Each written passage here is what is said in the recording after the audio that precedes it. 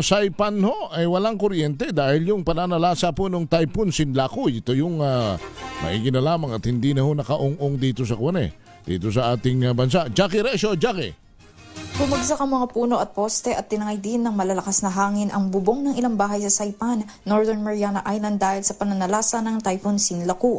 Habang unti-unti nang nakababangon mula sa pinsala ng bagyo ang Guam, hindi pa rin bumabalik ang supply ng kuryente halos sa buong isla ng Saipan dahil na rin sa mga tumambang poste.